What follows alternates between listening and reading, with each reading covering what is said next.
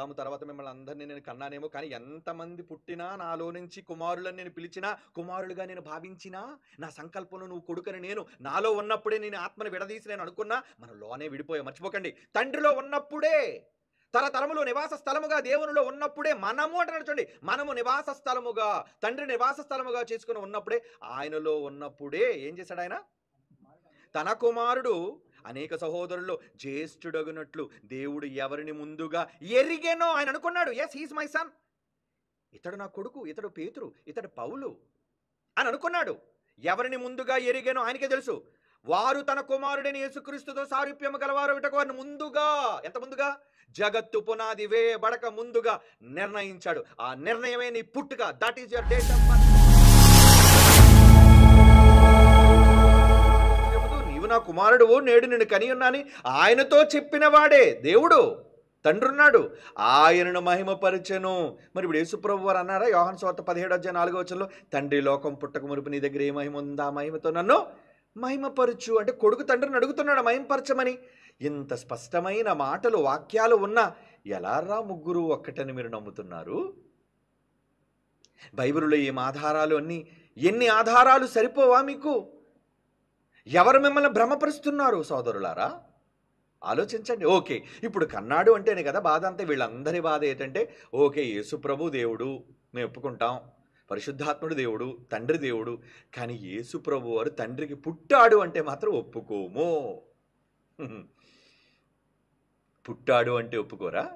మరి పుట్టాడు అని తండ్రే సాక్ష్యం ఇస్తున్న ఈ మాటలు అబద్ధాలు అంటారా? ఏమండి, పుట్టుకనగా ఏమనుకుంటున్నారు? దేవునిలో నుంచి బయటికి రావటం. బాగా వినండి. దూతలతో ఎందుకు నాకు పుట్టలేదని చెప్పాడు తెలుసా? దూతల్ని ఎవరు చేశారు? దూతల్ని ఎవరు చేశారు? దేవుడా? యేసుక్రీస్తు వారా? తండ్రి చేశాడా? కుమారుడు చేశాడా? ఈ క్లారిటీ మీరు నోట్ చేసుకోవాలి, వెరీ ఇంపార్టెంట్. ఏమండి, ఒకసారి కొలసీ పత్రిక 1:15 చూడండి. కొలసీ పత్రిక 1 ఏమండి 15 ఆయన అదృశ్య దేవుని స్వరూపి, యేసు ప్రభు గురించి మాట్లాడుతూ ఆయన అదృశ్య దేవుని స్వరూపి అయి సర్వ సృష్టికి ఆది సంభూతుడై ఉన్నాడు. సర్వ సృష్టి, సృష్టించబడింది ఏదైనా సరే ఆయన చేత సృష్టించబడింది. 16 ఎలాగనగా ఆకాశమందున్నవి, భూమి అందున్నవి, ఆకాశమందు దేవదూతలు ఉన్నాయి కదండి, ఆ ఆకాశమందున్నవి, భూమి అందున్నవి, దృశ్యమైనవి అదృశ్యమైనవి, సింహాసనములు, ప్రభుత్వాలు, ప్రధానులు, అధికారులు, సర్వమును ఆయన యందు సృజింపబడిన, ఆయన యందు సృజింపబడును, యేసుక్రీస్తు యందు సృష్టించబడ్డాయట. సర్వమును ఆయన ద్వారా, ఆయన బట్టి, యేసుప్రభువు ద్వారా, యేసుప్రభు బట్టి సృష్టించబడను. ఓకే, 17 ఆయన అన్నిటికంటే ముందుగా ఉన్నవాడు. ఆయన అన్నిటికంటే ముందు అంటున్నాడు చూడండి, ముందుగా ఉన్నవాడు దేవదూతల కంటే. ఆయన సమస్తమునకు ఆధారభూతుడు, ఆయనే ఆధారం అన్నిటికీ. సంగమను శరీరమునకు ఆయనే శిరస్సు. ఆయన అన్నిటిలోనూ ప్రాముఖ్యత కలిగిన నిమిత్తము ఆయన ఆది అయ్యుండి. కంటిన్యూషన్ సందర్భం చదవాలి, ఇప్పుడు మిస్ అవ్వకూడదు మనం. మృతులలో నుండి లేచుటలో మొదటివాడయ్యాడు, ఆది సంభూతుడాయను. ఆయన యందు సర్వసంపూర్ణత నివసింపవలనని ఆయన శిలువ రక్తము చేత సంధి చేసి ఆయన ద్వారా సమస్తమును, అవి భూలోకమందున్నవైనను పరలోకమందైనవైనను వాటన్నిటినీ ఆయన ద్వారా తనతో సమాధానపరుచుకొనవలనని తండ్రి అభీష్టమాయనని చెప్తున్నాడు చూడండి. చివరికి వచ్చేసరికి మరలా ఆయన ఆది సంభూతుడైనా, ఆది సంభూతుడు అంటే కూడా మీకు వివరించాను, ప్రారంభం కలిగిన వాడు, ఆది కలిగిన వాడు. అంటే ఆది కలిగిన వాడు అంటే మరలా మీరు దాన్ని అపార్థం చేసుకోకండి. కొంచెం వివరణలోకి వెళ్తే అసలు ఎవరికి ఆది అన్నది లేదు అనేది మీకు అర్థమవుతుంది. ఏమండి, ప్రారంభం లేని వాళ్ళు, ఉన్నవాడిలో నుంచి వచ్చిన వ్యక్తి కదా ఆయన. కనుక 20 ఏమన్నాడు చూడండి, శిలువ రక్తం చేసి సంధి చేసి ఆయన ద్వారా సమస్తమును, అవి భూలోకమందున్నను పరలోకమందున్నవైనను వాటన్నిటినీ కుమారుడైన యేసుక్రీస్తు ద్వారా తనతో సమాధానపరుచుకొనవలనని తండ్రి అభీష్టమైన, అంటే పై వచనాలన్నిటినీ కూడా ఎందుకు యేసుప్రభు వారికి అప్పచెప్పారంటే, నువ్వు నా కొడుకు కదా నాయన అంటే, తండ్రి మొట్టమొదటిసారిగా తన కుమారుని కని, బాగా వినండి, తన కొడుకును కన్న తర్వాత అన్నిటినీ తన కొడుకుని చెయ్యమన్నాడు. Note this point. తన కొడుకును తనలో నుంచి బయటకు తీసిన తరువాత యేసుక్రీస్తు వారిని నేడు నిన్ను కన్నాను అన్నాడు కదా. ఏమండి, నేడు నిన్ను కన్నాను అన్నాడు కదా. ఆ కన్న కుమారుడి ద్వారానే సర్వమును చేశాడు. దేవదూతలు కూడా, దేవదూతలు ఇప్పుడు తండ్రి అయిన దేవుని చేత చేయబడినవా? ఏమండి, కుమారుడైన దేవుని ద్వారా చేయబడినవా? ఏమండి? కుమారుడైన యేసుక్రీస్తు ద్వారా దేవదూతలు చెయ్యబడ్డాయి. తండ్రిలో నుంచి రాలేదు. తండ్రి పలుకగా దేవదూతలు రాలేదు. తండ్రి పలుకగా దేవదూతలు రాలేదు. తండ్రి కుమారుని కని నువ్వు చేయనాయన అన్నాడు. అప్పుడు కుమారుడు దూతలు కలుగుగాక. ఏమండి? అన్నిటినీ ఆయన చేశాడు. అది కొలస్సీ పత్రిక 1 అధ్యాయం 15-19 వచనం. అన్నిటికీ ఆయనే ముందుగా ఉన్నవాడు, దూతల కంటే ముందుగా ఉన్నవాడు. అంటే దూతలను కలుగజేసింది యేసు, కుమారుడు, తండ్రి కాడు. మరి మనల్ని యేసు చెయ్యలేదు. ఏమండి? తండ్రి అయిన దేవుడు ఏమండి నేలమంటితో నరుని నిర్మించి యెహోవా ఊదాడా, కుమారుడు ఊదాడా అని ఉంది చూడండి. ఆదికాండం 2:7. నేలమంటితో నరుని నిర్మించి. అంతేకా సందర్భం ఎవరని రాయబడింది? మొదటి మాట ఆదికాండం 2వ అధ్యాయం 7వ వచనం. దేవుడైన ఎవరు? యెహోవా. యెహోవా ఎవరు? తండ్రి. దేవుడైన యెహోవా నేలమంటితో నరుని నిర్మించి, ఈ నరుని నిర్మించటంలో మిగతా ఇద్దరు సహకరిస్తే, ఏమండి? ఎందుకంటే మన పోలిక చొప్పున నరులను చేయదమన్నాడు కదా. పిలిస్తే కానీ అతనిలోనికి ఊదినది ఎవరు? రండి మన పోలిక చొప్పున నరులను ఊద్దామన్నాడా? లేదే. దేవుడైన యెహోవా నేలమంటితో నరుని నిర్మించి వాని నాసికారంధ్రముల్లో జీవవాయువును ఆయన ఊదాడు, వారు కాదు. ఒకవేళ యేసుప్రభు పరిశుద్ధాత్ముడు కూడా ఊదితే వాళ్ళు మనకు తండ్రులు అవుతారు. 3 తండ్రులు అయ్యేవాళ్ళు మనకి. 3 తండ్రులు అంటే యేసుప్రభు వారు ఎందుకంటారు? ఒక్కడే తండ్రిని. కనుక ఒక్క తండ్రే మనకి. ఊదినవాడు ఒక్కడే, ఆయుష్ ఇచ్చినవాడు ఒక్కడే, ఆత్మను పంచినవాడు ఒక్కడే, జీవాన్ని పంచినవాడు ఒక్కడే. ఆ పంచడం ఏంటో, ఆ కనడం ఏంటో ఇప్పుడు నేను వివరిస్తాను, కంగారు పడకండి. అంటే దేవదూతలు యేసుప్రభు వల్ల కలిగాయి, మర్చిపోకండి. దేవదూతలు యేసుప్రభు వల్ల కలిగాయి. అందుకే యేసుప్రభు వల్ల కలిగిన దేవదూతలను ఆయన ఎందుకు నా కొడుకు అంటాడు? ఆయనలో నుంచి వచ్చినవి కాదు కదా. దేవదూతలలో ఉన్న ప్రకృతిలో, జంతువుల్లో ఉన్న జీవాత్మ సంబంధమైన అంటాడే. జీవాత్మ. ఈ జీవాత్మ తండ్రి ఇవ్వగా వచ్చినది కాదు, కుమారుడైన క్రీస్తు ఇవ్వగా వచ్చిన జీవాత్మలవి, కుమారుడు ద్వారా వచ్చినవి. అవి ఎలా తండ్రికి పిల్లలవుతాయి? ఆయనలో నుంచి రాలేదవి.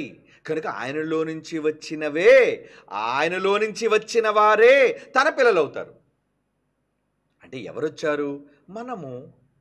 మనం వచ్చాము. మరి ప్రారంభంలో ఎవరొచ్చారు? అందరికంటే ముందు. ఏమండి? మనందరికంటే ముందు ప్రకృతి ఉంటే, ఆ ప్రకృతి కంటే ముందు ఎవరున్నారు? యేసుక్రీస్తు వారు ఉన్నారు. ఆ యేసుక్రీస్తు వారిని చూచే కదా హెబ్రీ పత్రిక 1:5లో కానీ 5:5లో కానీ ఏమన్నాడు? నాయనా నువ్వు నా కుమారుడవు, నేడు నేను నిన్ను కన్నాను. అంటే కనియున్నాను అన్న మాటకి అర్థం తనలోని పంచి వచ్చిన భాగమే కనటం. అంటే ఇంతకీ ఎప్పుడు ప్రారంభం అయ్యాడు? నేడు అంటున్నారు కదా. ఎప్పుడు ఈ నేడంటే ఎప్పుడు? అంటే దానికి కూడా ఏదో ఒక ఆరంభం అనేది ఉండాలి కదా అనుకుంటే ఆ మాట పలికాడు. కానీ నిజానికి పుట్టుక అంటే పుట్టుక. ఎందుకంటే వీళ్ళందరూ అడిగే ఒక వెర్రి ప్రశ్న ఏంటంటే, యేసు ఎప్పుడు పుట్టాడో చెప్పండి, యేసు ఎక్కడ పుట్టాడో చెప్పండి. ఈ 2 ప్రశ్నలు అడుగుతారు. యేసు ఎప్పుడు పుట్టాడు, యేసు ఎక్కడ పుట్టాడు. ఏమండి? ముందు ఎప్పుడు పుట్టాడో తెలిస్తే తర్వాత ఎక్కడ పుట్టాడో ఆలోచిద్దాం. తర్వాత ముందు ఎప్పుడు పుట్టాడో తెలియాలి కదా. ముందు ఎప్పుడు పుట్టాడో అన్న సంగతి తెలుసుకుందాం. ఓకే, ఇప్పుడు మీకు ఒక మంచి విషయాన్ని గురించి మీకు చెప్తాను, మీరు ఆలోచించాలి. యోబు గ్రంథం 38వ అధ్యాయం. యోబు సందర్భం ఇక్కడ మనకందరికీ తెలుసు. నేను భూమికి పునాదులు వేసినప్పుడు నువ్వు ఎక్కడ ఉంటివి అని అధ్యాయం ప్రారంభంలో యోబుతో అంటున్నాడు. చూడండి, అంటే ఇప్పుడు వాక్య భావాన్ని మీకు ఎక్స్ప్లెయిన్ చేస్తారా? మాకు తెలుసండి, యోబు కోసం చాలాసార్లు మీరు చెప్తారండి. కాదు. ఇందులో ఉన్న భావం మీకు అర్థమయ్యేలా వివరిస్తాను. యోబు గ్రంథం 38వ అధ్యాయం 4వ వచనం. నేను భూమికి పునాదులు వేసినప్పుడు నీవెక్కడ ఉంటివి? నీకు వివేకము కలిగి ఉన్నాళ్ళు చెప్పు. యోబు, ఏమండి? నేను భూమికి పునాది వేసినప్పుడు నువ్వు ఎక్కడున్నావు? అంటే భూమికి పునాది పడినోడు మనిషి లేడు కదండి. ఓకే, లేడు. ఓకే, లేడు. ఆ, మరి లేకుండా ఉన్నావు అంటున్నాడంటే దేవుడు మతుండే మాట్లాడుతున్నాడా, లేకుండా మాట్లాడుతున్నాడా? హహ, ఆయన మనలాంటి వాడు కాడు, మహాజ్ఞాని. అలాంటి దేవుడు ఒక ప్రశ్న సంధిస్తున్నాడు. ఏంటది? నేను భూమికి పునాదులు వేసినప్పుడు నీవు ఎక్కడున్నావు అంటే, నీవనే వ్యక్తి ఉన్నావు, నువ్వు ఎక్కడో ఉన్నావు అన్నది కదా ఆ మాట అర్థం. నువ్వు ఉన్నావు, నువ్వు ఎక్కడో ఉన్నావు, ఉన్నావు ఎక్కడో ఉన్నావు. ఇప్పుడు ఎక్కడున్నాడు, ఎలా ఉన్నాడు? ఇది 21వ వచనానికి వెళ్తే చెబుతున్నాడు. ఏమని చెబుతున్నాడు? నేను పని చేయడం ఇది అంతా నీకు తెలుసు, నీవు బహువృద్ధుడవు, నీవు అప్పటికి పుట్టి ఉంటివి అంటున్నాడు. చూడండి, ఈ మాట పుట్టి ఉంటివి అనే పదం, పుట్టి ఉంటివి అనే పదం ఏమండి, మనం పుట్టామట, యోబు పుట్టాడట. అంటే పుట్టుక అంటే అర్థం ఏంటి? తల్లి గర్భంలోంచి రావడం పుట్టుక. మరి పోనీ దేవుడిలో నుంచి బయటకు రావడం పుట్టుక. చాలామంది ఏమనుకుంటారంటే దేవుడిలోంచి బయటకు రావడమే పుట్టుక అనుకుంటారు. జాగ్రత్తగా వినండి, వాళ్ళు కన్ఫ్యూజ్ అయ్యే ఆ సున్నితమైన పిన్ పాయింట్ చెప్తాను మీకు. పుట్టుక అనగానే మనకి ఏం పుట్టుక అర్థమవుతుంది? అమ్మ కడుపులో నుంచి బయటికి రావడమే డేట్ ఆఫ్ బర్త్ అనుకుంటాం. కానీ అది పుట్టుక? బాగా ఆలోచించండి. అమ్మ కడుపులో నుంచి బయటికి రావడం ఒరిజినల్ డేటా? నో. నేను సెప్టెంబర్ 5న పుట్టానండి, అంటే ఉదాహరణగా చెప్తున్నాను. సెప్టెంబర్ 5 ఎస్తేర్ రాణి గారి గర్భంలో నుంచి నేను బయటకు వచ్చాను, అదే నా పుట్టినరోజా? కానీ నేను అంతకుముందే ఉన్నానా? అంతకుముందే పుట్టి ఉన్నానా? ఉన్నాను. 9 months జనవరిలో ఎప్పుడో మా అమ్మ కడుపులోకి ప్రవేశించాను జైశాలి గారిలో నుంచి. జైశాలి గారి గర్భంలో నుంచి ఎస్తేర్ రాణి గర్భంలోనికి ప్రవేశించి 9 మాసాలు నిండిన తర్వాత 9th monthలో ఆవిడ ನನకు అంది. అంటే 9 months పుట్టక ముందు 9 months ఉన్నానా లేదా? ఉన్నాను. మరి ఇప్పుడు పుట్టుకని బయటకు అమ్మ కడుపులో నుంచి బయటికి రావడం పుట్టుక అందామా? కానీ లోపల అప్పటికే పుట్టి ఉన్నాను అని ఒప్పుకుందామా? ఎస్, మనందరం అంతే. అమ్మ కడుపులో నుంచి బయటికి రావడం పుట్టుకని పిచ్చి సమాజం అనుకుంటుంది, తెలియని సమాజం, జ్ఞానం లేని సమాజం. కానీ బయటకు రాకముందు కూడా లోనున్నాం బేబీ, ఉన్నాం మనం. ఇది నిజమైతే బాగా వినండి, అంటే ఒకరిలో నుంచి బయటికి రావడం కాదు పుట్టుక. Note this point. ఒకరిలో నుంచి, క్రీస్తు తరపు న్యాయవాదులు కదండి, ఏం చేస్తాం మరి, బైబిల్ కోసం ఇలా వాదించాల్సి వస్తుంది అందరికి అర్థమయ్యేటట్లుగా. ఏమండి, పుట్టుక అనగానే ఒకరిలో నుంచి బయటకు వచ్చిన డేట్ కాదది, బయటకు వచ్చిన డేట్ కాదు పుట్టుకంటే. బయటకు రాకముందే ఉన్నాము. ఇది ఎంత నిజమో మనమే లివింగ్ ఎగ్జాంపుల్. మన డేట్ ఆఫ్ బర్త్లే లివింగ్ ఎగ్జాంపుల్స్ అవన్నీ. ఇప్పుడు యోబు దగ్గరికి రండి. యోబు పుట్టాను అంటున్నాడంటే దేవుడికి ఇంకా అప్పుడు అమ్మ కడుపులో నుంచి, యోబు గారి తల్లి కడుపులో నుంచి రాలేదే. రాక మునుపు కూడా పుట్టాడు అంటున్నాడు. చూడండి, పుట్టుకంటే అమ్మ కడుపులో నుంచి రావటం కాదు. అలాగని దేవుని గర్భంలోంచి వచ్చాడు పోని అనుకుందాం, ఎందుకంటే ఆదాము దేవుని గర్భంలోంచి వచ్చాడు కదా, తనలోని జీవవాయువును ఊదాడు కదా. తనలోని జీవవాయువును ఊదినప్పుడు ఆ రోజే డేట్ ఆఫ్ బర్త్, ఆ రోజే డేట్ ఆఫ్ బర్త్, ఆ రోజే date. No no no no. అంటే ఏదైనా తోటలో ఆదాముతో పాటు ఒకరి నుండి ప్రతి జాతి మనుష్యులను ఆ రోజే ప్రవేశపెట్టాడు కనుక మనమంతా ఆ రోజే డేట్ ఆఫ్ బర్తా? అది కూడా తప్పు డేట్ ఆఫ్ బర్త్. అది కూడా పుట్టుక కాదు. లోపల ఉన్నవారు బయటకు వచ్చామంతే. ఏమండి, మీ వారు ఉన్నారండి? ఉన్నారండి. ఎక్కడ? ఇంట్లో ఉన్నారు. అయితే బయటికి రమ్మనండి ఒకసారి. వచ్చారు, బయటికి వచ్చారు. ఏమండి, మీ వారు ఉన్నారా? లేరండి. ఇంట్లో లేరండి. ఆయన లేనివాడు ఎలా వస్తాడు? ఉన్నవాడే వస్తాడు. అవునా? కనీస జ్ఞానం. లోపల ఉన్నవాడే బయటకు వస్తాడు. అంటే లోపల ఎవరున్నారనమాట? ఉన్నాడా లేదా? రైట్. ఇప్పుడు యోబు రాకముందు ఎక్కడున్నాడు? ఎక్కడున్నాడు? ఆదాములో ఉంటే. ఆదాము ఎక్కడున్నాడు? దేవునిలో ఉంటే. ఏమండి, అంటే దేవునిలో రాకముందే పుట్టాడా? దేవునిలో రాకముందు పుట్టటం. దేవునిలో నుంచి బయటికి రావడం కాదు పుట్టడం అంటే. అలాగైతే అమ్మ కడుపులోంచి మనం బయటికి రావడం పుట్టడం. కానీ దేవుని కడుపులో బయటకు రాకముందే లోపల దేవునిలో ఉన్నాడు. నీవు బహువృద్ధుడవు, నీవు అప్పటికే పుట్టేశావు నాయన అంటున్నాడు. పుట్టేశావు నువ్వు. పుట్టేశామా? యోబు పుట్టేశాడా? పుట్టేశాడు. లోకాల లేకముందు పుట్టాడా? పుట్టాడు. అంటే పుట్టక మునుపు ఉన్నాడు. పుట్టక మునుపు ఉన్నాడు. మరి పుట్టుక అనే పదాన్ని ఎందుకు ప్రయోగిస్తున్నాడు? నిజానికి మీకు అర్థం కావడానికి పుట్టుక అనే పదం చెప్పాడండి. అసలు పుట్టుకేంటి? పుట్టుకేంటి? పోనీ ఇప్పుడు యోబు గారి సంగతి వదిలేయండి, మనందరి సంగతి ఆలోచిద్దాం. మనందరము ఎక్కడి నుంచి వచ్చాము? ఏమండి? అపోస్తుల గారు 17:26 బట్టి చాలాసార్లు మనం చదివిన మాట, ఒకరి నుండి ప్రతి జాతి మనుషులను సృష్టించి అనుకుందాం. కనుక మనుషులందరూ ఆదాము నుంచి వస్తే ఆదాము దేవుని కుమారుడు, లోకా 3:38 ఉన్నట్లుగా. కనుక ఆదాము దేవుని కుమారుడైతే అంటే దేవునిలో ఆదాము ఉంటే ఆదాములో మనమంతా ఉన్నామా? ఉన్నాము. ఉన్నామా? ఉన్నాము. ఉన్నవారమే వచ్చాం, లేకుండా ఎలా వస్తాం? ఉంటేనే కదా వచ్చేది. ఉంటేనే కదా వచ్చేది. ఏమంటే ఉంటే వస్తారు అని చెప్పడానికి ఇంకొక చిన్న ఎగ్జాంపుల్ మీకు చెప్తాను. హెబ్రీ పత్రిక 7:9-10 ఏమండి, అబ్రహాము గారు మెల్కీసెదెకును కలుసుకున్నప్పటికీ, అంటే పుట్టుక అనే దానికోసం చెప్తాను. యేసుప్రభు ఎలా పుట్టాడు, ఎప్పుడు పుట్టాడు, ఇవన్నీ తెలుసుకోవాలి కదా. పుట్టుక అంటే అర్థం ఏంటి అనేది ఈరోజు మీకు వివరిస్తున్నాను. ఓకే, హెబ్రీ పత్రిక 7:9-10 అంతేకాక ఒక విధమున చెప్పిన వాళ్ళు ఎలా పడితే అలాగే అప్లై చేసుకోండి. ఒకే విధానంలో తీసుకోవాలి.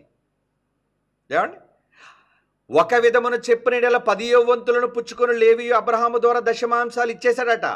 ఎలా ఇచ్చేశారంటే, మెల్కీసెదెకు అతని పితరుని కలుసుకున్నప్పుడు లేవి, 4వ తరంలో ఉన్న లేవి అతని పితరుని గర్భములో ఉండెను. ఉండెను అంటున్నాడు చూడండి. పుట్టక లేదు కదా అప్పటికి, లేవి పుట్టలేదుగా. పుట్టకపోయినా ఉన్నాడా? పుట్టకపోయినా ఉన్నాడా? ఎస్, మీకు అర్థం అవుతుంది, కంగారు పడకండి. పుట్టుక అంటే ఏంటో అనేది మరి పుట్టుక ముందు అదే కనబడుతుంది మీ బుర్రలో. ఏమండి, కన్ఫ్యూజ్ కాకండి. పుట్టుక అంటే లేవి అమ్మ కడుపులో నుంచి బయటకు రాకమునిపే 3 తరాల ముందు అబ్రహాము గర్భములో ఉన్నాడా? అంతేగాని తండ్రుల గర్భంలో పుట్టిస్తున్నాడని చాలామంది అన్నారు, తండ్రుల్లో నుంచి బయటకు తీస్తున్నాడని. అలాగైతే లేవి ఎవరి గర్భంలోంచి వేరవ్వాలి? ఏమండి, ఎవరి గర్భంలో ఉండాలి? లేవిని కన్నది ఎవరు? యాకోబు కదా. కానీ లేవి, యాకోబు, ఇస్సాకు వీళ్ళందరూ ఎక్కడున్నారు? అబ్రహాం అంటున్నాడు చూడండి. అబ్రహాము గర్భములో ఉండెను, లేవి తన పితరుని గర్భములో ఉండెను. అంటే ఉన్నాడేనా? ఉన్నవాడేనా? లేవి పితరునిగైన అబ్రహాము గర్భములో ఉన్నవాడా కాదా? ఉన్నవాడు. వచ్చాడు శరీరాన్ని ధరించుకొని.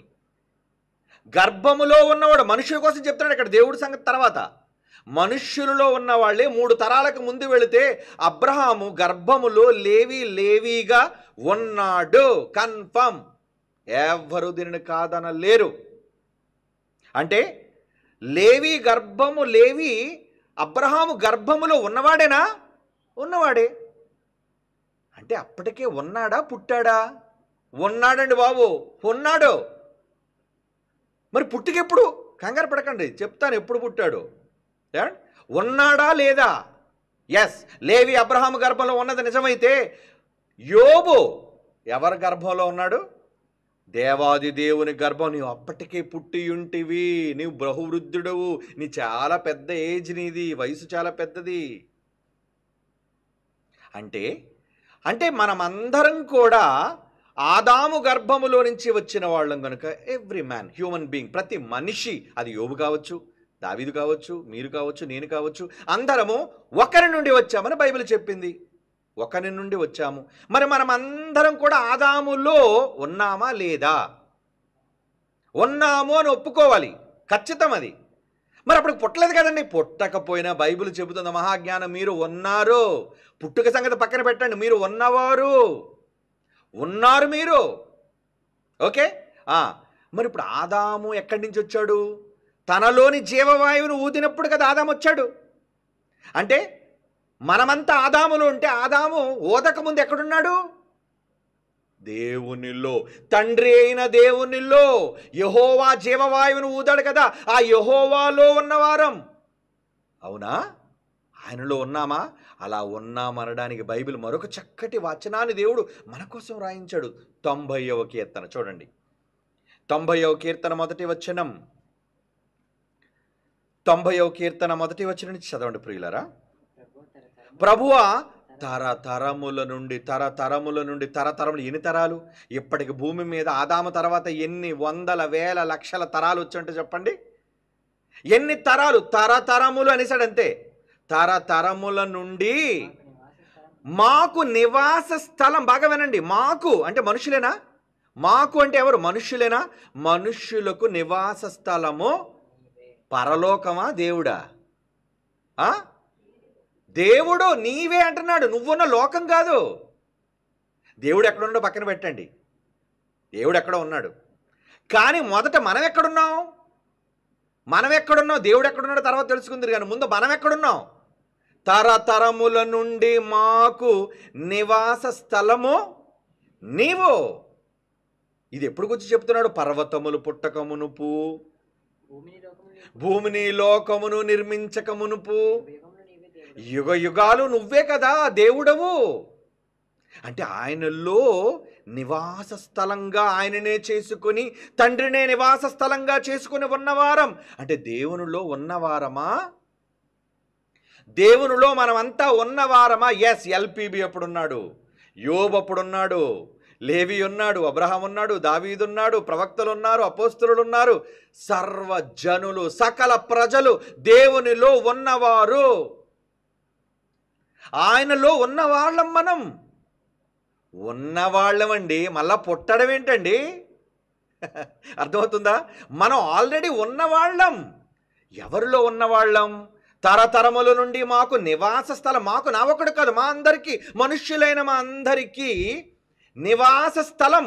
స్థలం పరలోకం కాదు, నివాస స్థలము. మనం ఉండే లోకం, మనం ఉండే చోటు. స్థలం అంటే చోటే కదండి. మనం ఉండే చోటు ఎక్కడట?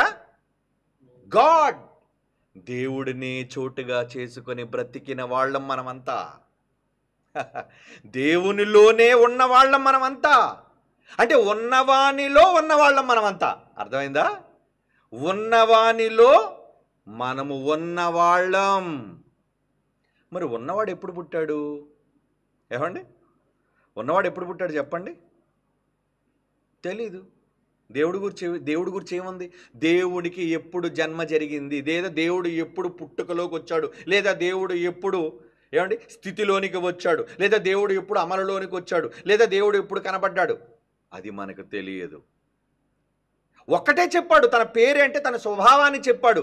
నా పేరేంటని ఒకవేళ అడిగితే నువ్వు ఈ పేరే చెప్పు నాయనా మోషే. ఏంటది? నేను ఉన్నవాడను. నా స్వభావం ఉన్నవాడు. మరి ఉన్నవాడుగా ఆయన పిలువబడితే ఉన్నవానిలో నివాస స్థలంగా మనం ఉన్నవాళ్ళమా, పుట్టిన వాళ్ళమా? మనము ఉన్నవాళ్ళం. మనము ఉన్నవాళ్ళమండి. ఎస్. అసలు మనకి పుట్టుకేంటి? ఉన్నవానిలో ఉన్న మనం కూడా ఉన్నవాళ్ళమే. మనకు ముగింపు లేదు. అందుకే దేవుని నిత్యత్వం అనే పాఠంలో చెప్పాను. ఏమని? తండ్రి ఒక్కడే నిత్యుడు అనుకుని పొరపడుతున్న వీళ్ళు అసలు తండ్రి ఎలాగైతే నిత్యుడో, ఆయనలో నుంచి వచ్చిన ప్రభు క్రీస్తువారు నిత్యుడే, ఆయనలో నుంచి వచ్చిన పరిశుద్ధాత్ముడు నిత్యుడే, ఆయనలో నుంచి వచ్చిన సకల జనులు, ప్రజలైన వాళ్ళందరూ నిత్యులు, నిత్యులు, నిత్యులు, నిత్యులు. ఉన్న వానిలో నుంచి వచ్చిన వాళ్ళు ఉండవలసిన వాళ్ళే. బైబిల్ చూసారా? ఎక్కడ భావంలో కానీ మాటలలో కానీ తప్పు లేనిది. ఓకే. ఏమంటే మనమే దేవునిలో ఉన్నాము, దేవునిలో నుంచి వచ్చిన వాళ్ళం అంటే మరి యేసుక్రీస్తు వారు ఎక్కడి నుంచి వచ్చిన వారు? నీవు నా కుమారుడవు, నేడు నిన్ను కనియున్నాను అని అన్నాడు. అంటే నాలో ఉన్నావు నువ్వు నాలో ఉన్నావు నాయన, నాలో నుంచి వచ్చావు నాయన, నువ్వు బయటికి ఉన్నవాడివే, నాలో ఉన్నవాడివే, నేను నిన్ను కన్నాను అంటే ఒక వ్యక్తిగా నిన్ను చూపించాను ఈ సమాజానికి. లోపలే ఉన్నారు అందరూ. యేసును చూపించాడు, పరిశుద్ధాత్మను చూపించాడు, ఆదామును చూపించాడు. ప్రతి తరంలో మనందరినీ చూపిస్తూ చూపిస్తూ చూపిస్తూ చూపిస్తూ వస్తున్నాడు ఎప్పటికీ. అంటే పుట్టుక అనగానే వీళ్ళు అనుకుంటున్నారు ఎక్కడో ప్రారంభం, ఎక్కడో ఆరంభం అనుకుంటున్నారు. అలా ఆరంభం అయితే ఆరంభకుడైన దేవుడిలో ఉన్నవారిలో మనం ఉన్నప్పుడు మనకి ఆరంభం లేదు. మనము ఉన్న వారిలో నుంచి వచ్చిన వాళ్ళం, మనకి కూడా ప్రారంభం లేదు. ఎందుకంటే దేవుడు తనలోని జీవాన్ని కదా ఊదాడు. అందుకే ఇప్పుడు ఒక మాట చదువుతాను చూడండి. ఎందుకంటే మనమంతా దేవుని పిల్లలమా కాదా అని చెప్పడానికి బలపరుస్తూ నూతన నిబంధనలో ఏమని చెప్పాడో చూడండి. 1 పేతురు పత్రిక 1వ అధ్యాయం 22వ వచనం ప్రియులారా. 2 కొరింథీ పత్రిక 5వ అధ్యాయం 17వ వచనం ఏమంటున్నాడు అక్కడ? క్షమించండి, 1 పేతురు పత్రిక 1వ అధ్యాయం 22వ వచనం. 1 పేతురు పత్రిక 1వ అధ్యాయం 22వ వచనం. మీరు, మన కోసం చెప్తున్నాడండి, మీరు క్షయబీజము నుండి కాక, బీజము అంటున్నాడు చూడండి, క్షయబీజము నుండి కాక శాశ్వతమగు, ఎటర్నల్, శాశ్వతమగు జీవము గల దేవుని వాక్య మూలముగా అక్షయ బీజము నుండి పుట్టింపబడిన వారం. వాక్యము ద్వారా పుట్టామంటున్నాడు చూడండి. వాక్యము ద్వారా పుట్టిన వారం మనం అంటున్నాడు చూడండి. మీరు క్షయబీజము నుండి కాక శాశ్వతమగు జీవము గల దేవుని వాక్యమూలముగా అక్షయ బీజము నుండి పుట్టింపబడిన వారము. అంటే మనలో అక్షయత ఉందా? మన బీజం, బీజం అంటే ప్రారంభం. ఏమంటే బీజము అంటే ప్రారంభం అని అర్థం. మన ప్రారంభం ఏది? మీ ప్రారంభం ఏది చెప్పండి? మీ నాన్నగారా? మా నాన్నగారు. మనందరికీ మూలం ఆదామా? మరి అతని ప్రారంభం, వాళ్ళ నాన్నగారు ఎవరు? అతనికి తండ్రి ఎవరు? దేవుడు. మరి అతని బీజం ఏంటి? ఉన్నవాడు, ఉన్నవాడైన దేవునిలో అక్షయ బీజమైనది, నాశనము లేని బీజమైనది. బీజము అంటే ఇది కృత నిబంధనలు కదండి రాయబడింది. అంటే దేవుని నుంచి వచ్చిన వాళ్ళం కదా, దేవుని నుంచి వచ్చిన వాళ్ళం. మనం ఎందుకు పిల్లలుగా పిలువబడుతున్నాం? మనం ఎందుకు పిల్లలుగా పిలువబడాలి? ఎందుకంటే ఒకరి నుండి వచ్చాం కాబట్టి. ఆ ఒక్కడు ఆదాము మాత్రమే కాదు, ఆదాము కూడా దేవునిలో నుంచి వచ్చినవాడు, దేవునిలో నుంచి వచ్చినవాడు. ఆ దేవుడు అక్షయుడు, ఆయన బీజము అక్షయ బీజం. ఇది న్యూ టెస్టిమెంట్లో కదండి రాయబడింది. ఇది 1 పేతురు పత్రిక 1:22లో. దీనికి మూల భాష ఏంటంటే, మూల భాష గ్రీకే కదండి. ఆ గ్రీకులో ఏముందో చూడండి ఒకసారి. బీజము అన్నదానికి ఏముందో చూడండి ఒకసారి. చూపించిన బీజం అన్నదానికి ఏంటి? బీజము అంటే ఏమంటున్నాడు? ఓకే, ఈ పదం ఎక్కడిది? సీడ్ అంటున్నాడు చూడండి. స్పొరాస్ అంటున్నాడు. స్పొరాస్ అంటే విత్తనం, విత్తనం అంటున్నాడు చూడండి. అంటే బీజము అని అర్థం, మూలము అని అర్థం. అంటే ఒక చెట్టు ఉంటే ఆ చెట్టు నుంచి ఏమొస్తుంది? విత్తనం. బాగా వినండి, చెట్టు నుంచే కదా విత్తనం వస్తుంది, అవునా? దేవుడు మొదట చెట్లను కలిగించాడా, విత్తనాలు కలిగించాడా? విత్తనములు ఇచ్చు చెట్లను కలిగించాడు. మీరెవరంటున్నాడు? ఇప్పుడు చదవండి ఈ మాట. 1 పేతురు 1:21. మీరు క్షయబీజము నుండి కాక శాశ్వతముగా అక్షయ బీజము నుండి జీవము కలగ దేవుని వాక్యమూలముగా అక్షయ బీజము నుండి పుట్టింపబడిన వారు. అంటే దేవుడు ఒకవేళ చెట్టు అయితే, దేవుడు ఒకవేళ మూలమైతే, ఆ మూలములో నుంచి వచ్చిన విత్తనం మీరు, సీడ్. విత్తనం ఎక్కడి నుంచి వస్తుంది చెప్పండి? చెట్టే కదా మూలం. చెట్టు లేకుండా విత్తనం ఎక్కడి నుంచి వస్తుంది చెప్పండి? ఇప్పుడు మనందరి చెట్టు ఎవరు? ఎవరు మనందరి చెట్టు? ఫాదర్, తండ్రి. ఎవరినైతే ఆయన కొడుకు అన్నాడో, ఆయన కొడుకుని ఎవరిని పిలిచినా ఆయనకి తండ్రి ఆయనే అని అర్థం. అంతే కదండి? మరి కొడుకుని ఎవరిని పిలిచాడు? యేసును కూడా పిలిచాడు. బాగా వినండి, కొడుకుని యేసును అన్నాడా? నా తోడి దైవము అన్నాడా? ఏమండి? ఈ కొడుకనే పదప్రయోగం క్రొత్త నిబంధనలో ఎందుకు చేశాడు? క్రొత్త నిబంధనే కాదండి, పాత నిబంధనలో కూడా ఎన్నో ఎన్నో ఎన్నో విషయాలు చెప్పాడండి. ఎన్నో విషయాలు చెప్పాడు. ఎందుకంటే మనమంతా ఆయన పిల్లలం. యేసుప్రభుని ఏమన్నాడు? నీవు నా కుమారుడువు, నేడు నేను నిన్ను కనియున్నాను. ఓకే, ఎలా కన్నాడు? వాక్యమూలముగా అన్నాడు కదా, వాక్యమూలముగా అన్నాడు కదండి. రైట్. ఇప్పుడు మనం అందరం కూడా వాక్యమూలముగా సృష్టింపబడిన వాళ్ళమా? వాక్యమూలముగా సృష్టింపబడిన వాళ్ళముగా. ఎందుకంటే మనలను చేయటంలో, ప్రారంభంలో మనం తండ్రిలో నుంచి బయటకు రావటంలో ఎవరి పాత్ర అందులో ఉందో చెప్పండి? యేసుప్రభు పాత్ర లేదా? యేసుప్రభు పాత్ర లేదా? ఎందుకంటే మన పోలిక చొప్పున నరులను చేయదుమని వాళ్ళిద్దరిని ఎందుకు పిలిచాడు? ఏమండి? దేవుడు ఒక్కడే కదా, దేవుడు ఒక్కడే కదా కనొచ్చు, దేవుడు ఒక్కడే కదండి పంపించవచ్చు. కానీ ఈ మట్టి బొమ్మను తయారు చేయడానికి, ఆదామును సృష్టించడానికి, సృష్టించడము అంటే, కనటము అంటే, వీళ్ళకి ఆ పదాలు, పర్యాయ పదాలు, వాటిలో ఉన్న భావాలు అర్థం కాక, ఏమండి, ఆయనలో ఉన్నవారమే బయటికి వచ్చాము, దేవునిలో ఉన్నవాళ్ళమే, లేని వాళ్ళం కాదు. తరతరముల నుండి తండ్రిని నివాస స్థలంగా చేసుకొని మనం ఉన్నవాళ్ళము. తరతరముల నుండి మాకు నివాస స్థలము నీవు. లోకం ఏదైతే మనకెందుకు?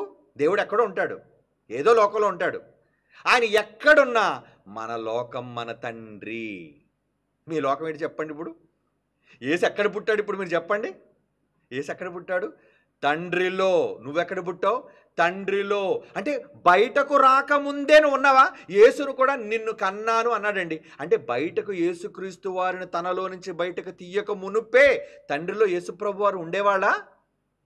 మరి అందుకే కదా కొడుకు అంటున్నాడు. అందరినీ చూసి కొడుకులు అండగా. కొడుకు అన్నాడంటే తనలో ఉన్నవాడే కదా. ఎప్పటి నుంచి ఉన్నవాడు? ఎప్పటి నుంచి ఉన్నవాడు? అనంతకాలం. ఆ కాలానికి ముగింపు లేదు, ఆ కాలానికి ప్రారంభం లేదు. ఏమండి? అసలు టైం అన్నదే దేవుని చేతిలో ఉంది. కాలం ఎవరి చేతిలో ఉందన్నాడు యేసుప్రభు? యేసుప్రభు చేతిలో లేదండి కాలం. కాలములు, సమయములు ఎవరి స్వాధీనం అంటున్నాడు? తండ్రి తన స్వాధీనం. ఆల్ టైం, ఎప్పుడు కూడా, ఏ కాలమైనా ఆ కాలమంతా కూడా తండ్రి చేతిలో ఉంది అన్నాడు. అంటే నేడు అన్నది ఆ టైం ఎప్పుడు నిన్ను తన వ్యక్తిగా అనుకున్నాడు, ఎప్పుడు తనలో నిన్ను ప్రత్యేకించుకున్నాడు, ఎప్పుడు నీలో తనవారిగా నిన్ను చేసుకున్నాడు. ఏమండి? అంటే ఆయన సంకల్పం. ఇప్పుడు రండి ఎఫ్ఎస్సీ పత్రిక 1వ అధ్యాయం. సంకల్పం మన గురించి ఆలోచిస్తే అప్పుడు మనకు అర్థమవుతుంది. ఎఫ్ఎస్సీలకు రాసిన పత్రిక 1వ అధ్యాయం, ఎఫెసీయులకు రాసిన పత్రిక 1వ అధ్యాయం 4-6 వచనాల నుంచి అండి. 4-6 వచనాల్లో ఉన్న సందర్భం చాలాసార్లు మనం చదువుకున్న దేవుని సంకల్పం. ఇక్కడ ఏమంటున్నాడు చూడండి. ఎట్లనగా తన ప్రియుని యందు యేసుప్రభు నందు తాను ఉచితముగా మనకు అనుగ్రహించిన తన కృపా మహిమకు కీర్తి కలుగునట్లు తన చిత్త ప్రకారమైన దయా సంకల్పము చొప్పున యేసుక్రీస్తు ద్వారా తనకు కుమారులనుగా స్వీకరించుటకై, మనలను క్రీస్తు ద్వారా సేకరించుటకే. ఎప్పుడు? ఆయన భూమి మీదకి వచ్చిన తర్వాత కాదు. యేసుప్రభు వారు చనిపోయి సమాధి చేయబడి తిరిగి లేచిన తర్వాత కుమారులుగా అనుకున్నాడు అనుకుంటున్నారా? నో. ఇక్కడ నోట్ చేసుకోండి, ఇంపార్టెంట్. తనకు కుమారులుగా స్వీకరించుటకే మనలను, మిమ్ములను ముందుగా తన కోసము నిర్ణయించుకొని. మనం తన కోసమేనట. ఏమండి? లోకం, ప్రకృతి ఆయన కోసం కాదు. మనుష్యులుగా పుట్టిన మనమే ఆయన కోసం, ఆయన వారం, మనము ఆయన ఎదుట పరిశుద్ధులము నిర్దోషులమై ఉండవలనని జగత్తు పునాది వేయబడక మునుపే. అంటే లోకాలే పుట్టక మునుపు. అంటే మనం చెప్పే ప్రతి మాటకి బైబిల్ బేస్ చూపిస్తున్నాం, మనం తీసుకుంటున్నాం, తీసుకోవాలి కూడా. బైబిల్ బేస్ లేకుండా ఊహల్లోనికి వెళ్ళకూడదు. ఇది మనకు అర్థం కాదు కండి, ఒక మిస్టరీ అండి అని చెప్పి దాన్ని క్లోజ్ చేయకూడదు. త్రిత్వం అనేది ఒక మిస్టరీ అండి, మనకు అర్థం కాదండి అని అనకూడదు. ప్రతిదీ అర్థమయ్యే భాషలో దేవుడు మనకు రాయించాడు. ఏంటది? మనము తన ఎదుట పరిశుద్ధులము నిర్దోషులమునై ఉండవలనని ఈ జగత్తుకే పునాది వేయబడక మునుపే ప్రేమ చేత ఆయన క్రీస్తులో మనలను ఏర్పరుచుకొని అన్నాడు. చూడండి, ఏర్పాటు అంటే తనలో ఉన్నప్పుడే మనందరము ఏర్పాటు చేయబడిన వాళ్ళం. యోబు, నువ్వు ఏర్పాటు చేయబడ్డావు, యువర్ మై సన్. దావీదు, నువ్వు ఏర్పాటు చేయబడ్డావు, యువర్ మై సన్. ఏమండి? వీళ్ళందరూ కూడా ఏర్పాటు చేయబడిన వాళ్ళు. ఆ ఏర్పాటు చేసుకున్నప్పుడేనండి నీ ప్రారంభం. దేవుడు ఒక ఆత్మగా, మహాశక్తిగా, ఆ శక్తిలో మనమందరం నివాస స్థలముగా దేవుణ్ణే చేసుకొని బ్రతుకుతున్నా ఆ టైం ఏంటో మనకు తెలియదు. కాలం ఆయన చేతిలో కదా ఉంది. ఏమండి? నేడు అంటే ఎప్పుడో మనకు తెలియదు, రేపు అంటే ఎప్పుడో మనకు తెలియదు. ఎందుకంటే మనం ఉన్నవాళ్ళం. నేడు అన్నామంటే ఆ టైం ఎవరికి తెలుసు? ఏమండి? అసలు నిజంగా పుట్టిన టైం ఎవరికి తెలియదండి. ఈరోజు చాలామంది బయట పుట్టిన కాలాన్ని చూస్తుంటారు. ఏమండి వీడు పుట్టిన కాలం ఎలాంటి కాలం అండి అంటే ఏంటి? ఏమండి పలానా ఇన్ని నిమిషాలు ఇన్ని గడియలకు వీడు పుట్టాడండి. అవునా? అమ్మ కడుపులో నుంచి బయటికి రావడం పుట్టడం ఎలా అవుతుంది? నిజానికి నీ ప్రారంభం ఎప్పుడు? నీ ప్రారంభం ఎప్పుడు? అంటే తండ్రిలో నుంచి తల్లిలో నువ్వెప్పుడు ప్రారంభమయ్యావో అన్నది రహస్యమా కాదా? సీక్రెటే కాదా? సీక్రెటే అది. అవునా? అంటే మనిషి జన్మ రహస్యం. టైం తెలీదు నీకు. నువ్వెప్పుడు ప్రారంభమయ్యావో నీ టైం తెలీదు. సెప్టెంబర్ 5 అని అమ్మ కడుపులో నుంచి బయటకొచ్చింది డేట్ ఆఫ్ బర్త్‌గా చెప్పుకున్నాను. But it is wrong. నాకే కాదు, ప్రపంచంలో ప్రతి మనిషి డేట్ ఆఫ్ బర్త్ రాంగ్. ఎందుకంటే అంతకు మునుపే నేను ఉన్నాను అమ్మ కడుపులో. అలాగని అమ్మ కడుపులో నుంచి ఎప్పుడు నేను వచ్చాను? సెప్టెంబర్ 5 అంతే. కానీ 9 నెలలు ఉన్నానా? మరి అమ్మ కడుపులోనికి ఎక్కడి నుంచి వచ్చాను? నాన్నలో నుంచి వచ్చాను. నాన్నలో ఉన్నానా? ఉన్నాను. అంతకు మునుపు మా తాతలో ఉన్నానా? ఉన్నాను. అంతకు మునుపు మా ముత్తాతలో ఉన్నానా? ఉన్నాను. ఎందుకంటే లేవి తన పితరుడైన అబ్రహాము గర్భంలో ఉండెను. అంటే ఇన్ని తరాలుగా నేను ఉంటూ ఉంటూ ఉంటూ ఉంటూ వస్తూనే ఉన్నాను. నాకు పుట్టుకేంటి? నాకు పుట్టుకేంటండి? ఉన్నవాడను నేను. నేనొక్కడే కాదు మీరు.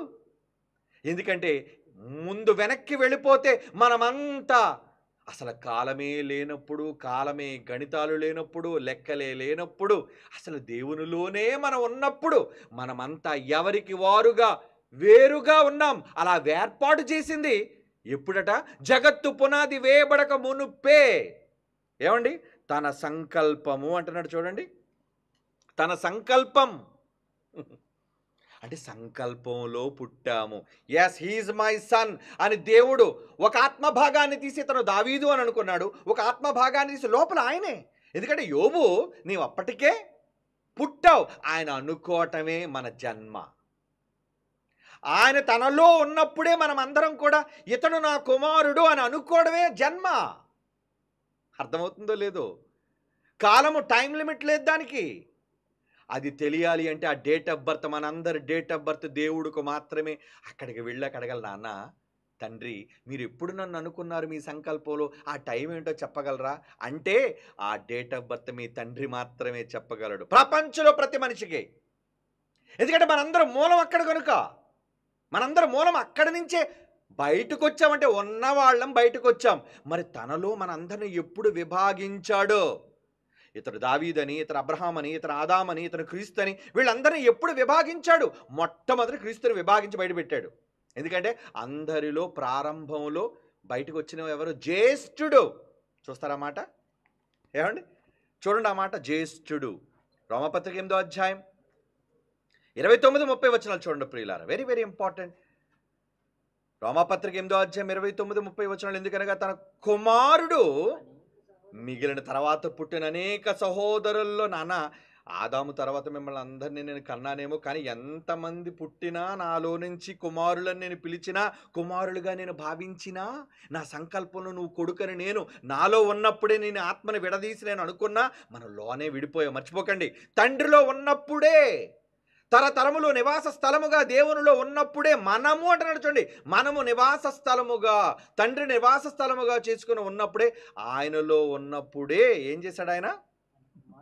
తన కుమారుడు అనేక సహోదరుల్లో జ్యేష్ఠుడగునట్లు దేవుడు ఎవరిని ముందుగా ఎరిగెనో ఆయన అనుకున్నాడు. ఎస్ హీస్ మై సన్, ఇతడు నా కొడుకు, ఇతడు పేతురు, ఇతడు పౌలు అని అనుకున్నాడు. ఎవరిని ముందుగా ఎరిగెనో ఆయనకే తెలుసు. వారు తన కుమారుడైన యేసుక్రీస్తుతో సారూప్యము గలవారు విటకు వారిని ముందుగా, ఎంత ముందుగా? జగత్తు పునాది వేయబడక ముందుగా నిర్ణయించాడు. ఆ నిర్ణయమే నీ పుట్టుక. That is your date of birth. దేవుడు ఎప్పుడైతే మనల్ని నిర్ణయించుకున్నాడో ఆ నిర్ణయమే మన ఆరంభం. అంటే ఏంటి ఆరంభం? అంటే ఒక వ్యక్తిగా ఆయన మనకిచ్చిన గుర్తింపు, ఆయన మనకిచ్చిన ఐడెంటిటీ, అదే మన ప్రారంభం. అది ఎవరికి తెలుసు? నీకు నాకు తెలీదు, దేవుడికే తెలుసు. తండ్రికి మాత్రమే తెలుసు. అన్నీ అందరికీ తెలియవు, తండ్రికి మాత్రమే కొన్ని తెలుసు. అందుకే యేసుప్రభు కూడా అన్నాడు, ఆ గడియ గూర్చి కానీ ఆ టైమింగ్ల గురించి నాకు తెలియవయ్యా, ఈ టైమింగ్స్ అన్నీ ఎవరి చేతిలో ఉన్నాయి? మా నాన్న దగ్గర ఉన్నాయి అన్నారా? ఆ సమయమును గూర్చి కానీ ఆ గడియను గూర్చి కానీ, కాలములు సమయంలో నన్ను అడుగుతారంటే ఎప్పుడు జరుగుతుందని నాకు కూడా తెలియదు. తిరిగి లేచిన తర్వాత యేసుప్రభు చెబుతున్న మాట, ఏమండి? యేసుప్రభు వారు తిరిగి లేచిన తర్వాత అపోస్తుల కార్యాలు మొదటి అధ్యాయంలో చెబుతున్న మాట. ఏమండి? రెండో రాకడ ఎప్పుడు? ఇశ్రాయేలుకి మరలా రాజ్యం వస్తాదా అని అడిగినప్పుడు అపోస్తలులు తిరిగి లేచిన యేసుప్రభు, పునరుద్ధానుడైన యేసుప్రభుని అడుగుతున్నప్పుడు ఆయన ఏమని చెబుతున్నాడు చూడండి. అపోస్తుల కార్యాలు మొదటి అధ్యాయం 7వ వచనం, కాలములను సమయములను తండ్రి తన స్వాధీనం, నాకు కూడా చెప్పలేదు నాయన తండ్రి అని ఎప్పుడు అంటున్నాడు ఈ మాట? ఏమండి? ఎప్పుడు? తన స్వాధీనం. తిరిగి లేచాక యేసుప్రభు చెప్తున్నాడు అపోస్తుల కార్యాలు మొదటి అధ్యాయానికి, అప్పటికి ఆయన మృత్యుంజయుడై లేచి తండ్రి దగ్గరికి వెళ్ళి వచ్చేశాడు. వచ్చిన తర్వాత చెబుతున్న మాట ఏమండి? చదవండి ఇప్పుడు. కాలములు సమయములను తండ్రి తన స్వాధీనమందు ఉంచుకొని ఉన్నాడు. వాటిని తెలుసుకుంటే మీ పని కాదు. అంటే ఇక్కడ యేసుక్రీస్తు వారు కాలాన్ని గురించి మాట్లాడితే నాకు తెలియదండి ఈ టైమింగ్ అంటే ఆయన నిర్ణయం ఎప్పుడు జరిగింది? జగత్తు పునాది వేయబడక మునుపే అన్నాడు, అంతే, ముందు. That is your date of birth, that is your starting. మరి ఇప్పుడు మన డేట్ ఆఫ్ బర్తే మనకు తెలియదు, ఎప్పుడు పుట్టాము. మరి యేసు ప్రభు ఎప్పుడు పుట్టాడు మీకెలా తెలుసు? ఈ చెప్పాలి అంటే ఎప్పుడు తనలో యేసును వేరుగా హీఈస్ మై సన్, నేడు నిన్ను కన్నాను అని ఆయన అనుకున్న రోజు ఏదో అది తండ్రికి మాత్రమే తెలుసు. ఏ ఒక్కరికి, పరలోకమందున్న కుమారుడికైనా దూతలకైనా మనకి కానీ ఎవ్వరికి ఆయన రెండో రాకడ టైమే తెలియలేనప్పుడు ఇంకా ఆయన ప్రారంభం, ఆయన పుట్టుక ఎలా తెలుస్తుంది చెప్పండి? దానినే మీకు అర్థం అవడానికి దట్ ఈజ్ యువర్ స్టార్టింగ్. మీ పుట్టుక అనే పదప్రయోగం చేశాడు. నిజానికి పుట్టినవాడా ఉన్నవాడా? మరలా అడుగుతున్నాను, మనమంతా పుట్టిన వాళ్ళమా ఉన్నవాళ్ళమా? ఎప్పుడో ఉన్నవాళ్ళం మనం, ఎప్పటి నుంచో ఉన్నవాళ్ళం మనం. కానీ తన సంకల్పంలో ఏం చేశాడు? తన సంకల్ప ప్రకారము కనెను అనే పదం ఉంటుంది చూడండి.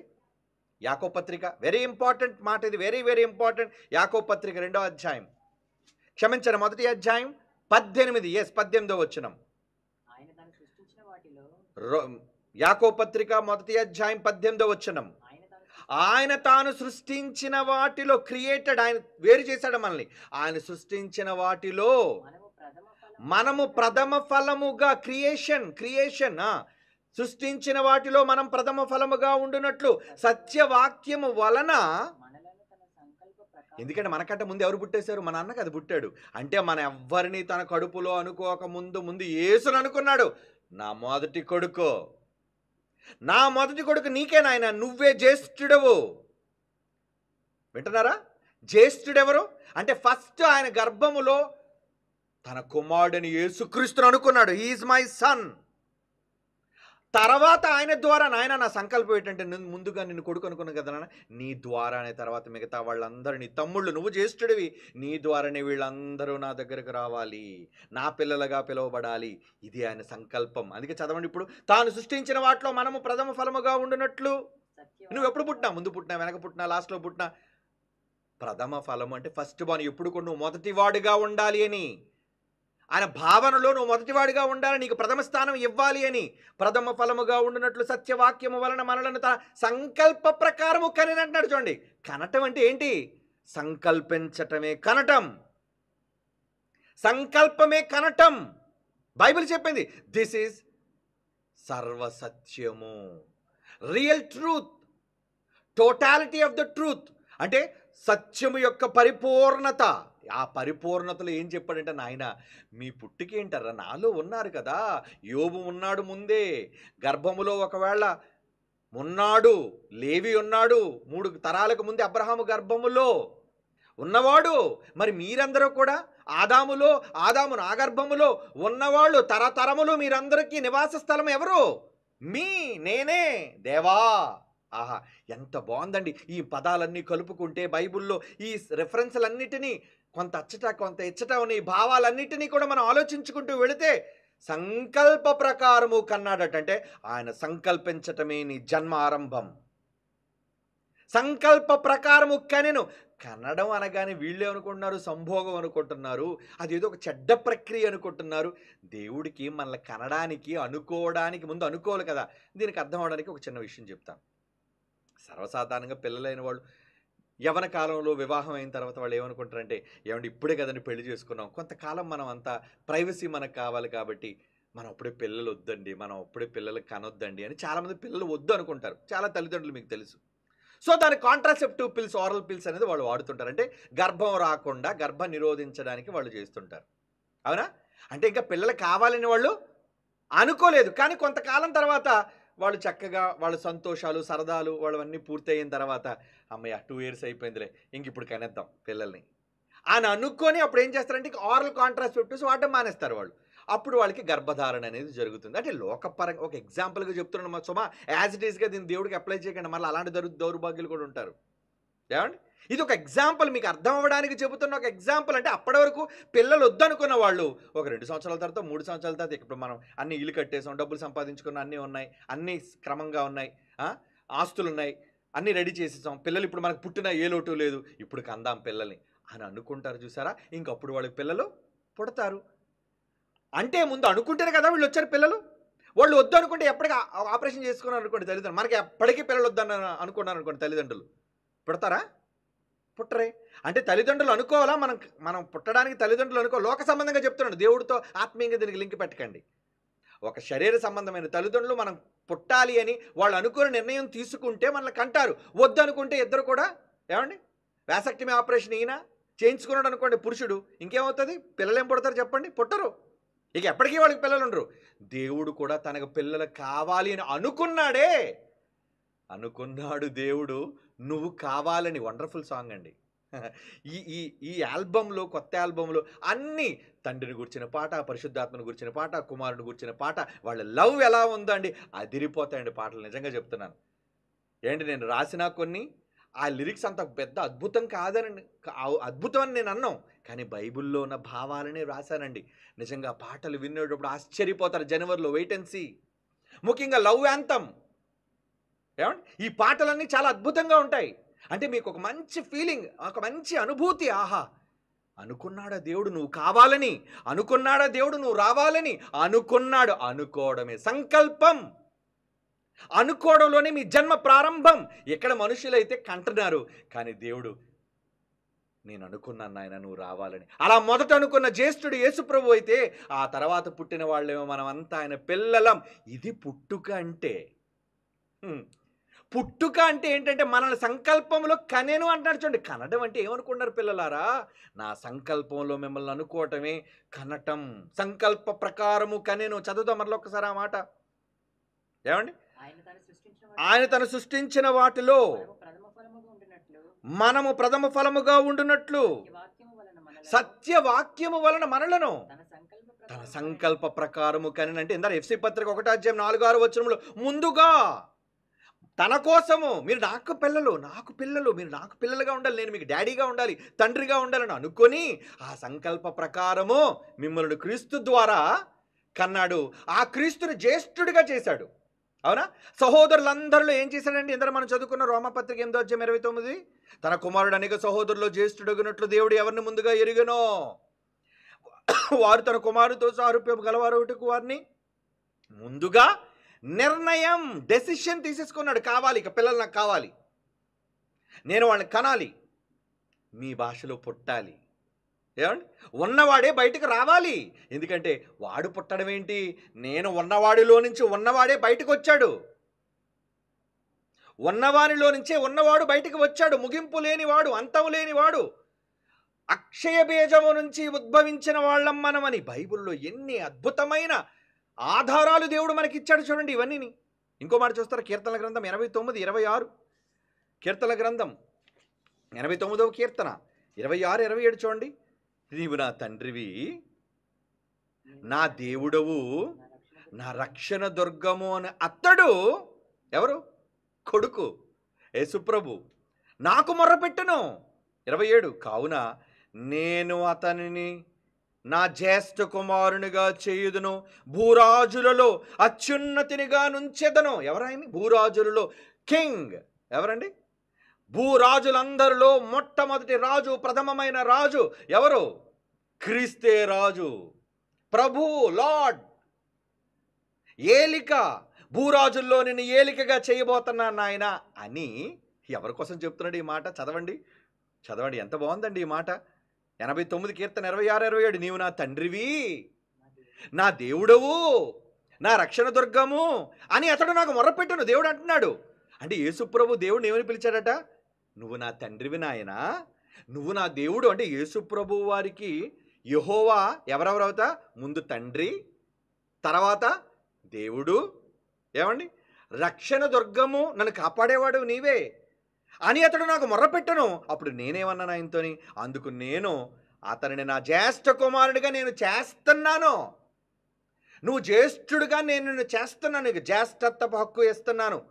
అంటే దేవుడు అనుకుంటే యేసుప్రభు కంటే ఇంకెవరినైనా ముందుగా కనగలడు. కానీ హక్కు ఎవరికి ఇచ్చాడు? ఎవరినైతే దేవుడు నిర్ణయించుకుంటాడో వాళ్ళే జ్యేష్ఠత్వం హక్కు కలిగిన వాళ్ళు. లైన్ ప్రకారంగా యాకోబుకి ఏమంటే రూబేను జ్యేష్ఠుడు, కానీ 4వ వాడైన యోధా ఎందుకు జ్యేష్ఠుడయ్యాడు? అనుకున్నాడు కనుక. దేవుడు అనుకున్నాడు రూబేను కాడు, వాడు మొదట పుడితే పుట్టొచ్చు, కానీ నేను అనుకున్నది మాత్రం ఎవరిని? రూబేను కాదు, యోధాను అనుకున్నాను, జ్యేష్ఠుడు. మరి మనల్ని ఏమనుకున్నాడు? జ్యేష్ఠులుగా ఉండుటకు, జ్యేష్ఠుల సంఘము అన్నాడు హెబ్రీ పత్రిక 12లో. మనమంతా జ్యేష్ఠుల సంఘము. మనల్ని కూడా జ్యేష్ఠులుగా, మనం ముందు పుట్టామా? జ్యేష్ఠులను మనల్ని కూడా అంటున్నాడు ఏంటి అంటే, యేసు ప్రభువుని ఎలాగైతే జ్యేష్ఠుడు అన్నాడో సంఘములో ఉన్న మనల్ని కూడా దేవుడు ఎంత ప్రేమ చూడండి ఆయనది. నిజంగా నా కొడుకు జ్యేష్ఠుడు ఆయన, ఓకే, నిన్ను ముందు ఆయన అనుకున్నాను, కానీ మీరు కూడా నా కొడుకులాగే సారూప్యము గలవారుగా ఉండాలి, సమానంగా ఉండాలి కదా. సమానంగా ఉంటే అంటే యేసుతో పాటు మీరు దైవాలు సమానమా? ఏమండి, మనం పూజింపబడే దైవాలం కాదండి, ఆరాధనలు అందుకునే దైవాలం కాదండి. దేవుని గర్భవాసము నుండి పుట్టిన ఆయన దేవుడైతే దేవుని గర్భాన దైవమే పుడుతుంది. ఏమండి, సింహం కడుపున ఏం పుడుతుంది అంటారు మనుషుల సామెత? సింహం కడుపున కుక్కపిల్ల పుట్టదు, ఏమండి, పిల్లి కడుపున ఎలక పుట్టదు. అవునా? సింహం కడుపున సింహమే పుడుతుంది. మరి దేవుని కడుపున దేవుడే పుడతాడు, రాజు కడుపున రాజే పుట్టాలి. దేవుడు కడుపు పరలోకమందున్న ఆది సంభూతుడు, ప్రారంభకుడు. ఆది సంభూతుడు అని అనకూడదులేండి దేవుడిని, ఆయన ఎప్పటి నుంచి ఉన్నాడో తెలియదు, ఆయన ఉన్నవాడంతే. ఆ ఉన్నవాడైన ఆయనలో ఏమొచ్చాం మనం? ప్రారంభించబడ్డాం. సంకల్ప ప్రకారంగా అనుకున్నాడు తనలో ఉన్నప్పుడే. అసలు ఈ భూమిని రవ్వంతా చెయ్యక మునిపే, పునాది వేయబడక మునిపే, జగత్తు పునాది వేయబడక మునిపే సంకల్ప ప్రకారము మనల్ని కనెను. దట్ ఈజ్ అవర్ బర్త్, పుట్టుక, ప్రారంభం. దేవుడు అనుకున్నాడు, అనుకుని మనకి జన్మనిచ్చాడు. ఆయన అనుకోకపోతే ఎలా అండి? మనమంతా ఎలా వచ్చిండో వాళ్ళని చెప్పండి. యేసు రావడానికి తండ్రి ఉన్నాడు, పరిశుద్ధాత్ముడు రావడానికి తండ్రి ఉన్నాడు, మనమందరం రావడానికి తండ్రి ఉన్నాడు. ఆయన ఉన్నవానిగా ఉన్నాడు, ఉన్నవాడు ఆయనే. పుట్టిన మనందరినీ పుట్టించినవాడు ఆయనే. పుట్టించినవాడు అంటే మనం కూడా ఉన్నవాళ్ళమే, ఆయనలో ఉన్నాము, బయటికి వచ్చాము, ఉన్నవాళ్ళమే. మర్చిపోకండి, మనము ఉన్నవాళ్ళమే. కానీ పుట్టుకనే దేనికన్నాడు? ప్రారంభమే. పుట్టుక అనేది ఒకళ్ళు మీరు ప్రారంభం అనుకుంటే, నాయన నా సంకల్పంలో మీరు పుట్టారు, నేను అనుకున్న సమయానికి మిమ్మల్ని పలానా రోజు నేను మిమ్మల్ని కన్నాను, అది యేసుతో చెప్పాడు. నేడు నేను నిన్ను కన్నాను. ఏ డేట్ ఆఫ్ బర్త్ చెప్పమంటారు ఇప్పుడు? చెప్పండి, ఏ డేట్ ఆఫ్ బర్త్ చెప్పమంటారు? ఆ లెక్కలు మీ దగ్గర ఉన్నాయా? ఆ గడియారం మీ దగ్గర ఉందా? ఆ క్యాలెండర్, దేవుడి క్యాలెండర్ మీ దగ్గర ఉందా? దేవుడి క్యాలెండర్ ఉంటేనే కదండి మనం చెప్పగలం ఎప్పుడు పుట్టాడనేది. కాలాలు ఎవరి దగ్గర ఉన్నాయన్న టైం. కాలం అంటే క్యాలెండర్ కదండి, క్యాలెండర్ అంటే టైమే కదా, అవునా కదా? మీరు చెప్పండి. క్యాలెండర్ అంటే టైంతో ముడిపడింది. టైం ఎవరి చేతిలో ఉంది? ఇందాక మీరు చదివారు, కాలములు సమయములు తండ్రి, సుప్రీం ఫాదర్, ఆయన చేతిలో ఉన్నాయి. మరి ఇప్పుడు మీ పుట్టుక ఎప్పుడో తెలియాలంటే, మీ ప్రారంభం ఎప్పుడో తెలియాలంటే డాడీకి తెలుస్తుంది కదా. ఏమంటే మన పుట్టకముందు ఏం జరిగిందో ఎవరిని అడుగుతారు? డాడీ ఏం జరిగింది డాడీ అని నేను అడగాలి. బికాస్ ఐఎమ్ సన్, నాకు తెలీదు. ఆయన 1949లో పుట్టారండి. ఆయన 49లో తర్వాత ఏం జరిగిందో అనేది ఆయన ఊహ తెలిసిన తర్వాత ఆయన నాకు చెప్పాలి. అవునా కదా? 1960లో ఏం జరిగింది, 1970లో ఏం జరిగింది, ఆయన చెప్పాలి నాకు. నేను పుట్టకుండా నాకెలా తెలుస్తుంది? కనుక మనల్ని కన్న సంకల్ప ప్రకారంగా కన్న ఏ క్షణాన దేవుడు మనల్ని పిల్లలుగా స్వీకరించాడో ఆయనలో ఉన్నప్పుడే, బయటికి వచ్చినప్పుడు కాదు. మరలా చెప్తున్నాను, మనం గర్భములో ఉన్నప్పుడే ఉన్నవాళ్ళము, తరతరముల నుండి నివాస స్థలముగా దేవుడినే చేసుకున్న వాళ్ళము. ఎంత స్పష్టత దేవుడు మనకిచ్చాడండి. సంకల్ప ప్రకారము కనెను అంటున్నాడు చూడండి. సంకల్ప ప్రకారము కనెను. ఏమండి ఆ మాట మనం చదివిన తర్వాత మనం ఏమర్థం చేసుకోవాలి? ఏమర్థం చేసుకోవాలి? ద్వితీయోపదేశకాండం 32వ అధ్యాయం 6వ వచనం చూడండి ప్రియులారా. 32వ అధ్యాయం 6వ వచనం, బుద్ధి లేని అవివేక జనమా, ఇట్లు యెహోవాకు ప్రతీకారము చేయుదురా, ఆయన నిన్ను సృష్టించిన తండ్రి కాడా. సృష్టి అనగానే ఏంటి? చేతులతో చేయడము, బయటికి రావడము, అవయవాలుతో నిర్మించబడడం అన్న క్రియేషన్. నిన్ను నిర్మించిన వాడు, సృష్టించిన వాడు ఎవరు? నిన్ను అనుకున్నవాడు ఎవరు? నిన్ను సృష్టించిన తండ్రి కాడా.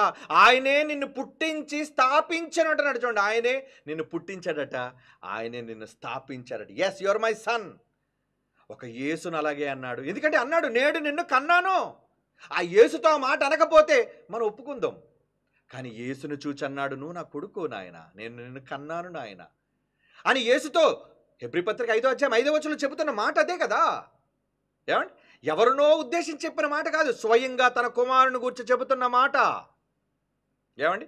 యోహాను సువార్త 3వ అధ్యాయం 16వ వచనం చదవండి. ఇప్పుడు యోహాను సువార్త 3వ అధ్యాయం 16వ వచనం ముగించుకుందాం. యోహాను సువార్త 3వ అధ్యాయం 16వ వచనం, దేవుడు లోకమును ఎంతో ప్రేమించును కాగా తన అద్వితీయ కుమారునిగా పుట్టినవాని యందు అంటే మొట్టమొదట నా కొడుకు పుట్టాడని ఎవరు గురించి అనుకున్నాడు? ఆయన నీకోసం నాకోసం అనుకోలేదు, యేసు కూర్చన్నాడు. ఆయనే పుట్టినవాడు. సో యేసు పుట్టాడా? సంకల్పంలో పుట్టాడా? ఎస్. పుట్టడం అంటే సంకల్ప ప్రకారంగా కనటం, తనలో ఉన్నప్పుడే జ్యేష్ఠుడుగా ఆయన ఎన్నుకోవటం. అలా ఎన్నుకొని మొదట యేసును తీశాడు, ఆ తర్వాత పరిశుద్ధాత్మను తీశాడు. మనం ఇప్పుడు మనుష్యులను చేద్దామని తర్వాత మనందరినీ చేశాడు. అలాగని మనం లేమా? యేసుప్రభుని చేసినప్పుడు మనం లేమా? బయటికి తీసినప్పుడు. ఏమండి? ఇదంతా మనకి తెలిసే ఉన్నది అంటున్నాడు. ఏంటి? ఎస్, మీకు భావం అర్థమైతే, వాక్యభావం మీకు అర్థమైతే చాలా స్పష్టంగా ఉంటుంది నాయన.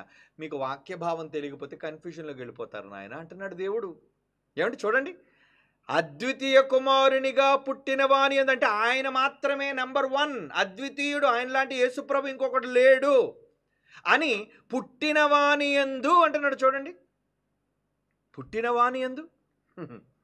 హెబ్రీ పత్రిక 12వ అధ్యాయం 6 నుంచి 10 వచనాలు.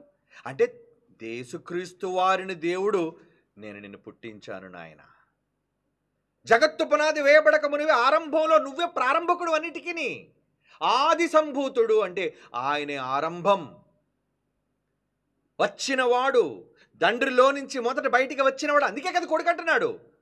లేదా దేవుడు అనే పిల్లలకి సమానమైన దేవుడు అనాలి కదా. కొడుకు అనే పదప్రయోగం ఆయన చూచి క్రొత్త నిబంధన అంతా యేసుప్రభు ఒప్పుకోవడం కానీ, అపోస్తలుడు చెప్పడం కానీ, ఈ మాటలన్నీ కూడా కొడుకు కొడుకు కొడుకు కొడుకు కొడుకు అని ఎందుకన్నాడంటే ఒక తండ్రి నుంచి వచ్చిన వాడినే కదండి కొడుకు అంటారు.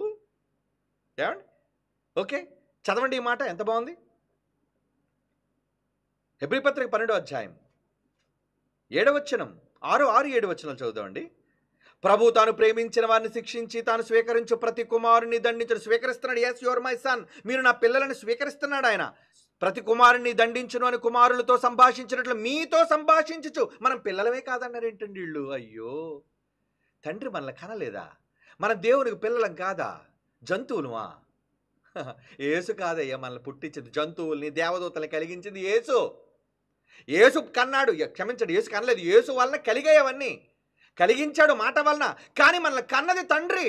దేవుడని యెహోవా తనలోని జీవవాయువును ఊదాడు, అతనిలో నుంచి భాగాలను తీశాడు మనల్ని. ఏమండి? చూడండి ఏమన్నాడు. ప్రభు తాను ప్రేమించిన వారిని శిక్షించి తాను స్వీకరించు ప్రతి కుమారుని దండించును అని కుమారులతో సంభాషించినట్లు మీతో సంభాషించుచు ఆయన హెచ్చరికను మరిచితిరి. శిక్షాఫలం పొందుటకై మీరు సహించుచున్నారు. దేవుడు కుమారులుగా మిమ్మల్ని చూచుచున్నాడు. ఎలా చూస్తున్నాడు మిమ్మల్ని? మీరంతా ఎవరు? సన్స్. అంటే ఆయన అనుకుంటే మనం కొడుకులేమేనా? అవునండి, ఆయన అనుకుంటే మనం పిల్లలం.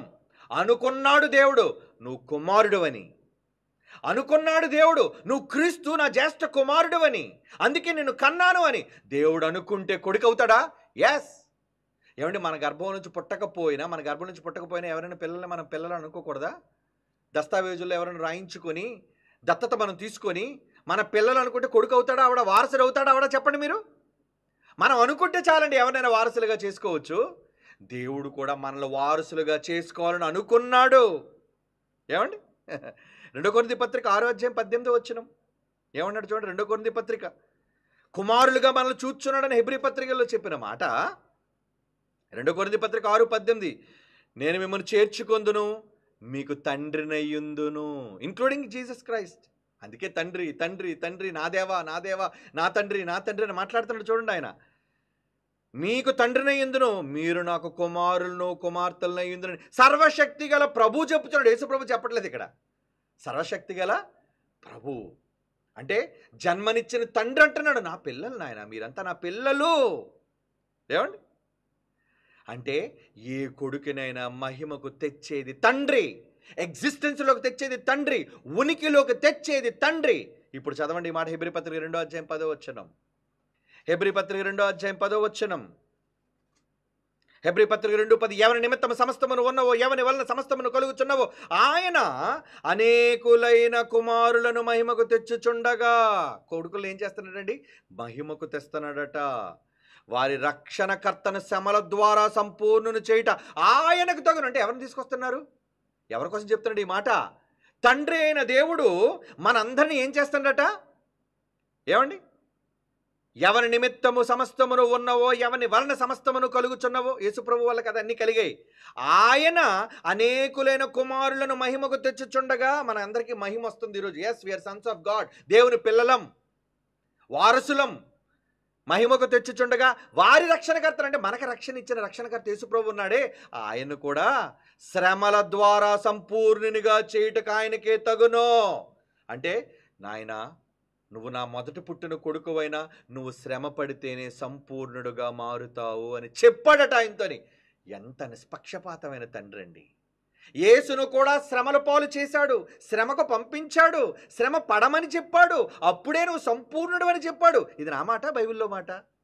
బైబిల్లో మాట చూడండి. ఏమండి? వారి రక్షణకర్తను శ్రమల ద్వారా, అంటే యేసుప్రభు శ్రమ పడాలా? ఎందుకని శ్రమ పడాలి? కొడుకు కదండి. కొడుకైనా శ్రమ తప్పదో, శ్రమ పడాలి. శ్రమల ద్వారా సంపూర్ణునిగా చేయుటకు. నువ్వు శ్రమ పడితే కొడుకు కాకుండా పోతావని కాదు, కొడుకువే. కానీ శ్రమలు పడ్డం వల్ల సంపూర్ణుడు అవుతావు. Full pledged you are my son. ఏమండి? శ్రమల ద్వారా సంపూర్ణునిగా చేయుటకు ఆయనకు తగును. దేవుడు అనుకున్నాడు యేసుప్రభుని శ్రమల ద్వారా సంపూర్ణంగా చేయాలనుకొని. కనుక దేవుడు ఏది అనుకుంటే అదే నిజం, అదే మనం ఒప్పుకోవాలి. ఆయన ఎవరిని కొడుకులుగా అంగీకరించాడో అందరినీ కొడుకులుగా మనం అంగీకరించి తీరాలి. యేసుని అంగీకరించాడు కొడుకని అన్నాడు. పరిశుద్ధాత్మని, ఆ మాటలు కూడా మీకు చూపించారు కదా. పరిశుద్ధాత్మను ప్రభువా, ఏమండి, ఏమని అన్నాడు? దేవా అని మనలో ఉండి దేవుని గూర్చి మొరపెట్టు, అబ్బా తండ్రి అని మొరపెట్టు. తన కుమారుని యొక్క ఆత్మ, పరిశుద్ధాత్మ, ఆయన కూడా మనలోకి వచ్చి ఏమని మొరపెడుతున్నాడట? తండ్రి, అబ్బా అంటున్నాడట. ఏమంటే రోమపత్రిక 8వ అధ్యాయంలోనండి 26వ ఎంత చదివితే మనకు అర్థమవుతుంది. అబ్బా తండ్రి అంటే పరిశుద్ధాత్ముడు కూడా అబ్బా ఎవరు? పరిశుద్ధాత్ముడు కూడా అబ్బా అని ఎందుకు పిలాలి? యేసుప్రభు వచ్చి తండ్రి అని పిలిచాడంటే అర్థం ఉందండి. సర్వసత్యులను నడిపించిన పరిశుద్ధాత్ముడు వచ్చి అబ్బా తండ్రి అని ఎందుకు పిలాలి? అంటే నాకు కూడా నువ్వే కదయ్యా తండ్రివి. తండ్రి అన్న మాటకు అర్థం వన్ ఫాదర్. మరలా మర్చిపోకండి, తండ్రి ఒక్కడు తప్ప ఇద్దరు తండ్రులు ఉండరు. ఒకవేళ లోకంలో ఎవడన్నా నాకు ఇద్దరు డాడీలు ఉన్నారంటే ఏమంటారు? ఎవరైనా చూసి నవ్విపోతారు. మీ అమ్మ ఇంత చెడ్డదేంట్రా, నాకు 5గురు డాడీలు ఉన్నారంటే. జ్ఞానం అర్థం కాక మూర్ఖులైన వాళ్ళు అనుకునే విధానం అండి. అయితే మీలో కొంతమంది ఇంతకీ ఇప్పుడు ముగ్గురా ఒక్కరా? మరి తండ్రి కుమార పరిశుద్ధాత్మ నామములలోనికి అనకుండా నామం అన్నాడు కదా, ఒక్కటే నామం అన్నాడు కదా, ఒకే పేరు అన్నాడు కదా. అంటే పేరు ఒక్కటే అయినప్పుడు ఒక్కడే కదా అనుకున్నారా? ఇప్పుడు ఈ పేర్లను గూర్చిన పూర్తి వివరణ నెక్స్ట్ క్లాస్లో మీకు ఇస్తాను. డోంట్ వరీ, అంతా అరటిపండు ఒలిచినట్లుగా మీకు ఒలిచినట్లు పెడతాను నేను. ఎందుకంటే పేర్ల కోసం కన్ఫ్యూజ్ కావాల్సిన పని లేదు. ఇప్పుడు తండ్రికి కుమారుడు పుట్టాడో లేదో, ఆయన ఎలా అనుకున్నాడో, తన సంకల్పంలో ఎలా జన్మనిచ్చాడో అన్నది వివరించారు. కనుక యేసు క్రీస్తు దేవునికి పుట్టిన కుమారుడా? కుమారుడే. మీరు దేవునికి కుమారులా? కుమారులమే. మరి ఒక్క నామం అంటున్నాడేంటి? వీళ్ళు మనల్ని కన్‌ఫ్యూజ్ చేసేది ఏంటంటే, మరి ఆయన నామంలోనే ఈయన వచ్చాడంటున్నాడు, ఈయన నామంలోనే మరొక పరిశుద్ధాత్మను పంపానంటున్నాడు. ఇంతకీ నామాలను బట్టి ఒక్కటా? దీని తాలూకా సంపూర్ణ వివరణ ఈరోజు ఎంత సంపూర్ణంగా ఉందో నెక్స్ట్ క్లాస్‌లో ఇదే టైటిల్‌లో నామాల గూర్చి పూర్తి వివరణ మీకు ఇస్తాను. చాలా హ్యాపీగా ఉంటారు మీకు. కనుక కన్‌ఫ్యూజన్‌లో ఉండకండి. బైబిల్ బాగా చదవండి. ఉన్న సత్యాన్ని బాగా నేర్చుకోండి ప్రియులారా. ఎవరినో తప్పు పట్టాలనో, ఎవరినో నిందించాలన్నది కాదు నేను చెబుతున్నది. మరలా చెప్తున్నాను. అపార్థం చేసుకోకండి. మాకెవ్వరు విరోధులు లేరు. మాకెవ్వరు శత్రువులు లేరు. మా మీద ఎంత చెడ్డగా కామెంట్లు పెట్టినా, మీరు మా ఫోటోలేసి ఎంత దరిద్రంగా మీరు చూపించినా, మిమ్మల్ని ఎప్పుడు వి లవ్ యూ. మేమెప్పుడు మిమ్మల్ని ప్రేమిస్తూనే ఉన్నాం. ఎందుకంటే మన తండ్రి మనల్ని ప్రేమించాడు. మనం అందరినీ ప్రేమించాలి. ప్రేమ ఉన్నవాడే దేవుని యొక్క స్వరూపం కలిగిన వాడు. ఎందుకంటే మన తండ్రి ప్రేమ స్వరూపి. మరలా చెప్తున్నాను. ఎవరు వ్యతిరేకంగా మా కోసం అనుకున్నా, మేమంతా వాళ్ళని క్రీస్తు పక్షాన క్షమిస్తున్నాం, ప్రేమిస్తున్నాం. కానీ నిజాన్ని మాత్రం తెలుసుకోవాలని మనస్ఫూర్తిగా కోరుకుంటున్నాం. Okay. God bless you all. కళ్ళు మూసుకొని ప్రార్థన చేసుకుందాం. నెక్స్ట్ క్లాస్‌లో ఇంకా వివరం తెలుసుకుందాం.